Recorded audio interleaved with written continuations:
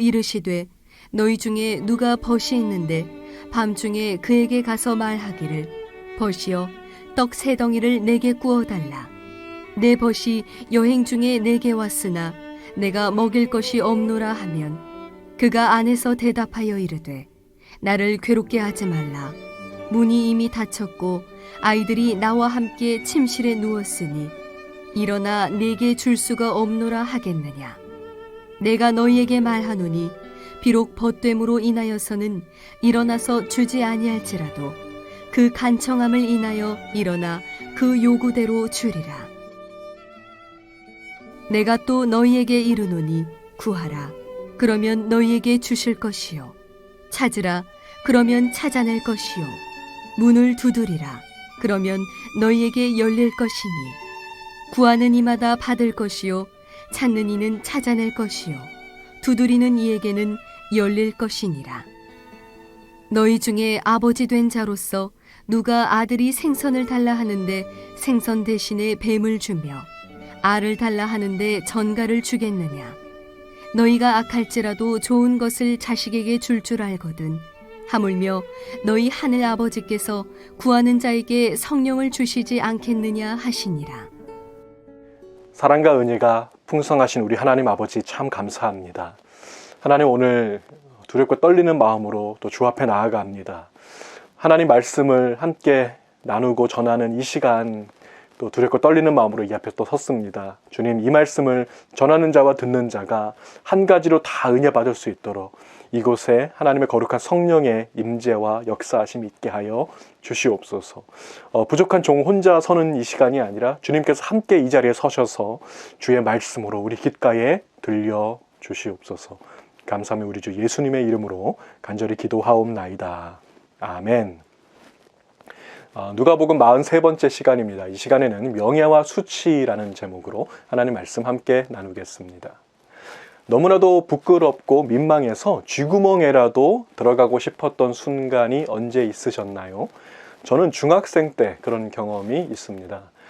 교회 중등부 여름 수련회에서 있었던 포크 댄스 시간이었습니다. 운동장 한가운데 아이들 다 모여 있고 안쪽에는 여학생들이 동그랗게 이렇게 원을 그리면서 서 있었어요. 그리고 남학생들은 바깥쪽에 원을 그리면서 서 있습니다. 자, 그러면 이제 남자하고 여자 1대1로 매칭이 되죠. 음악이 시작되면 둘이 손을 잡고 포크 댄스를 추다가 이제 음악이 꺼지면 여학생들은 그대로 있고 남학생들만 한 칸 오른쪽으로 이동을 합니다. 그런 식으로 계속 짝을 바꿔가면서 춤을 추는 것이죠. 저는 생전 처음으로 포크 댄스를 추면서 심장이 터지는 줄 알았습니다. 왜냐하면 제가 마음속으로 짝사랑하던 여학생이 하나 있었는데 점점 그 여학생 순서가 다가오는 거예요. 그리고 마침내 그 여학생과 1대1로 짝이 되었을 때 저는 정말 하늘이 무너져 내리고 땅이 꺼지는 줄 알았습니다. 자, 그 여학생이 제 손을 뿌리치고 갑자기 손을 번쩍 들더니 선생님, 저는 얘랑은 춤 안 출 거예요. 짝 바꿔주세요. 그러고는 팔짱을 딱 끼더니 고개를 샥 돌리는 거예요.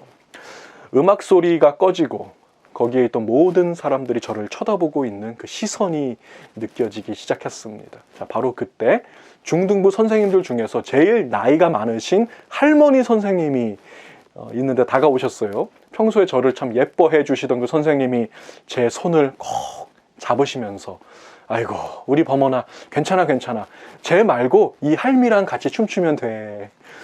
그 순간 거기 있던 아이들이 빵 터져서 키득키득 웃기 시작하는데요. 정말 너무나도 부끄럽고 수치스러워서 쥐구멍에라도 들어가고 싶었습니다. 오늘 제가 이런 부끄러운 이야기로 시작을 하는 이유가 있어요. 수치와 부끄러움. 이스라엘 사람들이 어떤 일을 결정할 때 대단히 중요한 기준이 되는 것이 바로 이 수치와 부끄러움이라는 것입니다. 이스라엘은 honor shame culture예요. 명예와 수치 문화. 어떤 일을 결정할 때 내가 이 일을 하면 우리 가족과 우리 가문과 우리 지파에 어떤 명예를 가져다 줄까? 또 내가 이 일을 하지 않으면 우리 가족과 우리 가문과 우리 지파에 어떤 수치를 가져다 줄까? 자, 이것이 가장 중요한 기준이 된다는 것입니다. 예루살렘 성벽을 다시 세운 사람이죠. 느헤미야. 느헤미야는 성벽 재건의 이유를 이렇게 설명했어요. 예루살렘이 황폐하고 성문이 불탔으니 자 예루살렘 성을 건축하여 다시 수치를 당하지 말자. 야곱의 아내죠. 라헬이 오랫동안 아이를 갖지 못하다가 드디어 임신하고 아들을 낳았습니다. 그가 임신하여 아들을 낳고 이르되 하나님이 내 부끄러움을 씻으셨다 하고 그 이름을 요셉이라 하니. 다윗의 글이죠. 시편에도 같은 표현이 얼마나 많이 나오는지 몰라요. 내가 주께 의지하였사오니 나를 부끄럽지 않게 하소서. 주를 바라는 자들은 수치를 당하지 아니하려니와 속이는 자들은 수치를 당하리이다. 자, 이런 식으로 구약 성경을 쭉 찾아보니까 하나님 나의 수치를 덮어주세요. 가려주세요. 하나님을 버리는 자들은 부끄러움을 당하게 해주세요. 이와 같은 표현이 총 140번 나옵니다. 저도 찾아보면서 깜짝 놀랐어요. 너무 많이 나오는 거예요. 140번. 지금까지 우리가 살펴본 바와 같이 수치와 부끄러움은 이스라엘 문화를 이해하는 데 있어서 가장 중요한 기준점이 됩니다. 그리고 이 기준점을 가지고 오늘 이 본문에 나오는 예화를 지금부터 살펴보겠습니다. 이 예화가 어디에 위치해 있는가를 보시면 주기도문 바로 다음에 이어지고 있어요. 자, 그러니까 주기도문의 내용을 부연 설명하는 예화라는 것입니다. 기도의 원리를 가르쳐 주시기 위해서 우리 주님께서 이 예화를 사용하신 거예요. 때는 한밤중입니다. 누가 문을 막 두들겨서 나가봤더니 같은 동네에 사는 친구가 하나 찾아왔어요. 이 친구가 하는 말이 빵 좀 남은 게 있으면 꺼달라는 거예요. 한 3개만 꺼달라고 합니다. 빵 3덩어리는 그 당시 한 끼 식사로 많지도 않고 적지도 않은 적당한 분량이라고 보시면 돼요. 자, 누가 먹을 빵이냐면 그 친구가 먹을 빵이 아니에요. 그 친구의 옛 친구, 지금은 나그네 신세가 되어서 여행 중에 있다가 잠시 들린 옛 친구예요. 자, 미리 올 줄 알았다면 뭐 음식을 준비했을 텐데 갑자기 찾아와서 대접할 음식이 하나도 남지 않았던 것이죠. 그래서 이제 같은 동네 친구한테, 좀 빵이 있을 만한 친구한테 가서 도움을 청하고 있는 것입니다. 자, 이런 상황에서 만약에 여러분이 그 빵을 넉넉히 가진 사람이라면 어떻게 하시겠습니까? 이 빵을 가진 사람에게는 2가지 선택지가 있죠. 빵을 주거나 아니면 어떤 핑계를 대면서 안 주거나. 어떤 핑계가 나올 수 있는지 7절 보세요.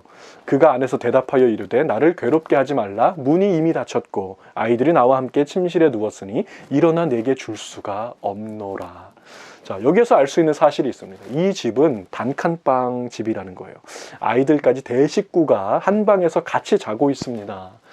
그러니까 빗장을 열고 문을 여는 소리가 나면 이 아이들이 깰지도 모른다는 거예요. 이 애들 깨면 그 밤에 애들 다시 재워야 되는데 그건 너무나도 괴로운 일이니까 그래서 빵을 줄 수 없다고 한 것입니다. 자, 사실 이 예화는 2021년 미국에서 살고 있는 저와 여러분들에게는 별로 공감이 안 될 수도 있을 것 같습니다. 요즘 아이들이라면 이런 식으로 얘기를 하지 않을까 합니다. 요 앞에 맥도날드 가면요 드라이브스루 24시간 돼요. 빅맥 사드세요. 아니면 세븐일레븐 가면 피자도 있고 빵도 많아요. 도어대시 앱 모르세요? 요즘에는 새벽에도 다 배달돼요. 네, 맞습니다.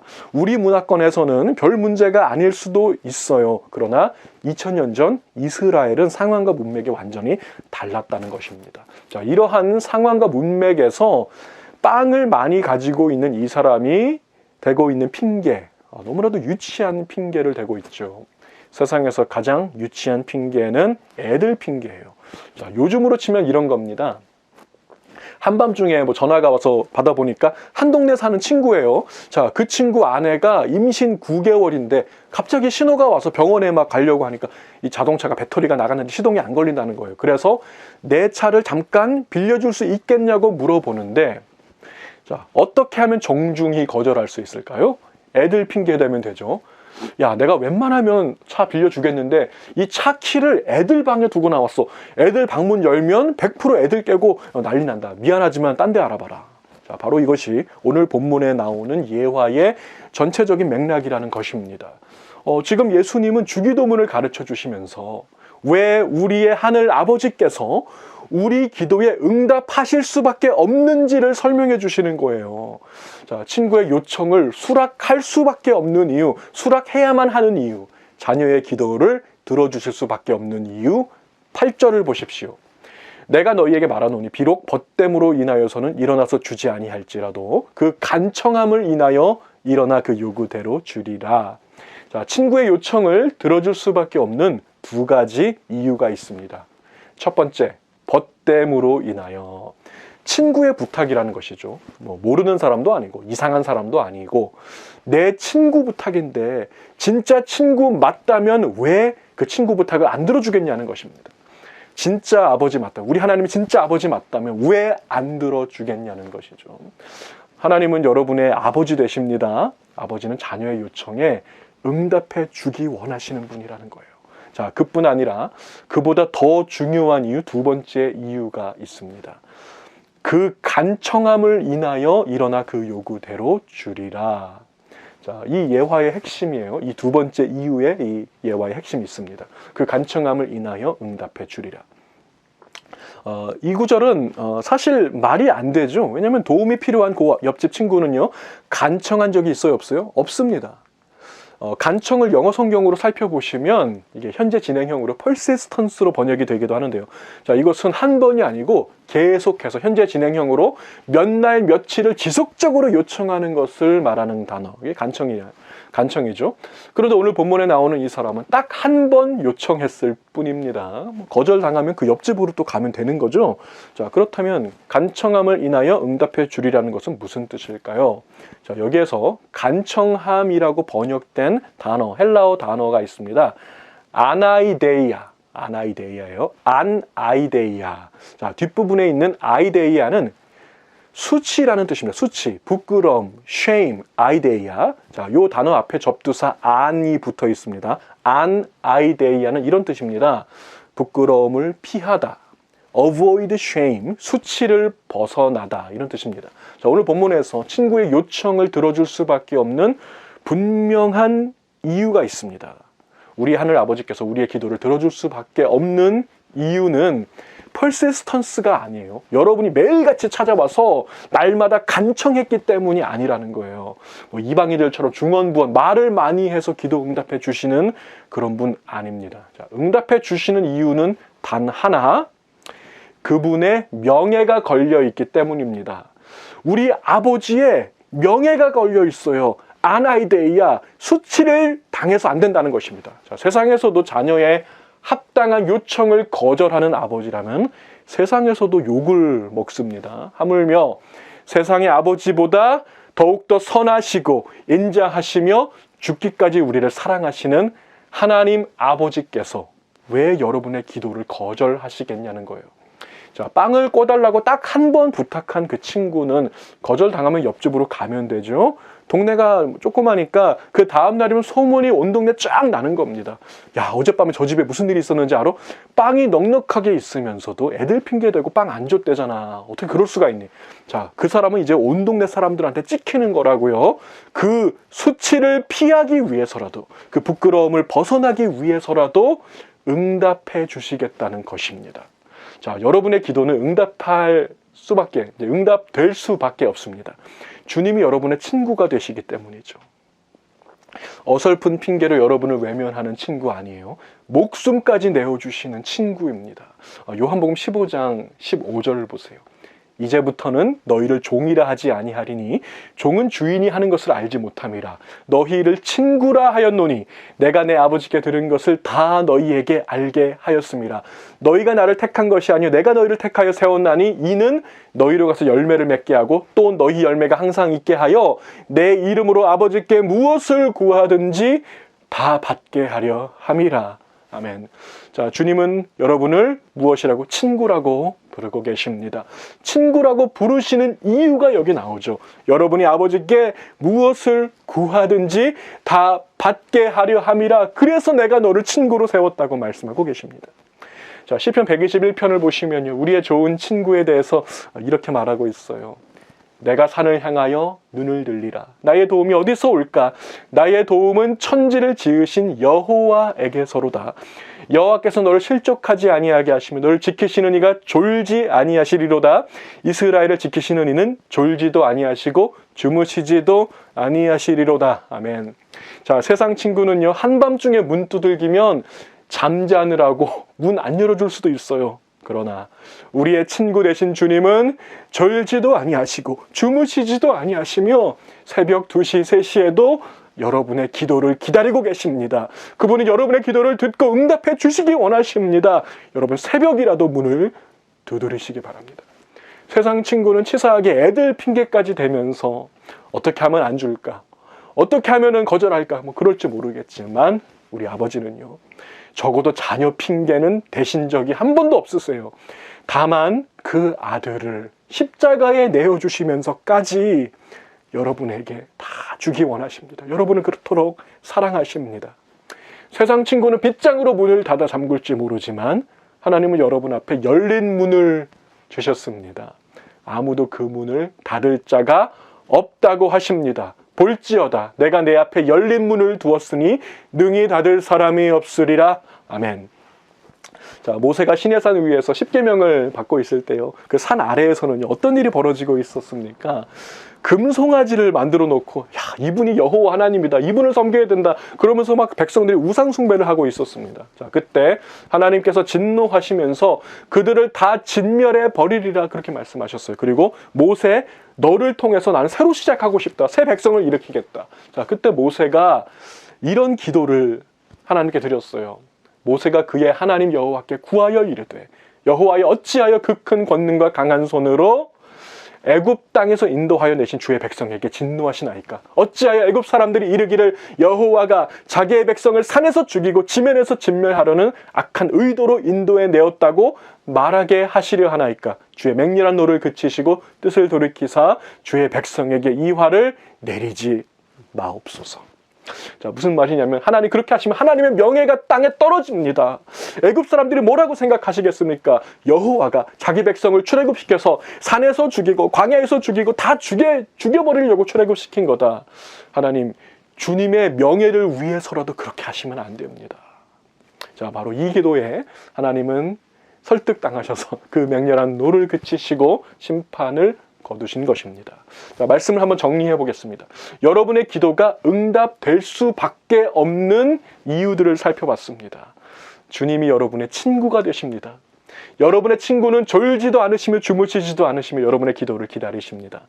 자녀 핑계 대지 않으시며 오히려 그 아들의 생명까지 내어주셨습니다. 그리고 여러분 앞에 열린 문을 두셔서 언제든지 기도로 나아오라고 부르십니다.